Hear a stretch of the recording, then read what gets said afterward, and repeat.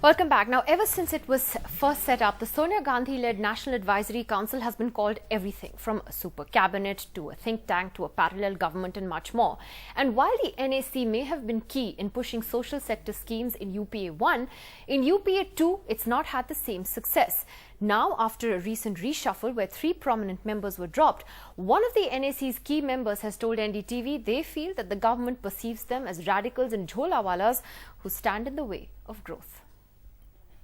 Recently, when the NAC was reconstituted, 3 members were dropped. This has happened for the first time in the NAC's life. Were you surprised when you saw that? Yes, I was surprised, yeah. I was surprised because we did not expect that any member would be dropped.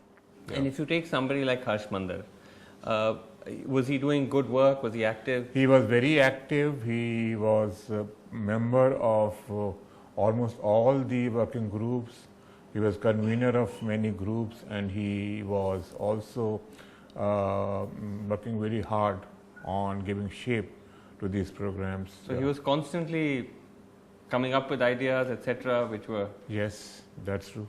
So all the more reason then for surprise that someone like him is dropped? Yes, in fact, I do not know why some members were dropped. But it appears that government's perception about the NAC is that NAC consists of radicals or jholawallas who define development as a zero-sum game. Government thinks that we are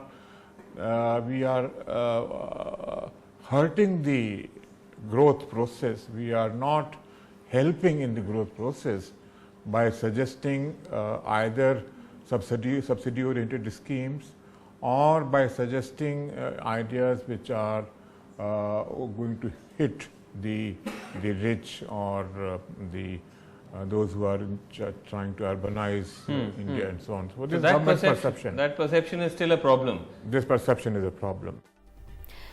So with Sonia Gandhi's National Advisory Council under fire, does the government think it's hurting growth? Is there a clear divide between the government and the NAC? We have senior Congress leader Manishankar Iyer who joins us for this segment tonight. Mr. Iyer, what do you make of NC Saxena's remarks? Do you think that there is a very sharp divide between the way the government thinks and the way that the NAC has conducted itself? See, the biggest disappointment in my life has been my not being nominated to the National Advisory Council. That is the extent to which I think the National Advisory Council is indispensable to our contemporary life. And you only have to read page 1 of the approach to the 12th plan document to see that it says that whereas GDP has been averaging a growth of more than 8% per annum, poverty alleviation has been no more than under 0.8% per annum. Clearly, when the chariot of progress was set up back in 91-92, one wheel was economic reforms, the other was administrative reforms through Panchayat Raj. One wheel has been running very fast, the other wheel has been suffering punctures along the road. So I think what the NAC was doing was trying to bring together social justice with economic growth, since even economic growth is not sustainable in a democracy like ours without social justice. So the NAC is critical to the growth process. You won't be able to sustain either democracy or development unless the benefits of growth reach Mr. Iyer, there's a lot of speculation. And the NAC was talking about that. There's a lot of speculation and commentary in recent days, particularly about the reconstitution of the NAC now, where you had 3 key members who were stridently critical of the government, well known, for their, like Harsh Mandar, for the issues that that they took up. They were dropped, and you had someone from the Planning Commission come in. So there's a sense that maybe the NAC and maybe Sonia Gandhi is trying to step back and let the Prime Minister lead as far as the economy is concerned right now, given the state of the economy. What's your take on that? Well, let's take your member of the Planning Commission being brought in. Mihir Shah was one of the most stringent critics of UPA 1 with respect to what they were doing at the grassroots. So I don't think the nature of the NAC has been changed by the changes of personality that have been introduced now. I know that there are elements in the government who do look upon the NAC members as radicals and jholawallas, as NC Saxena said.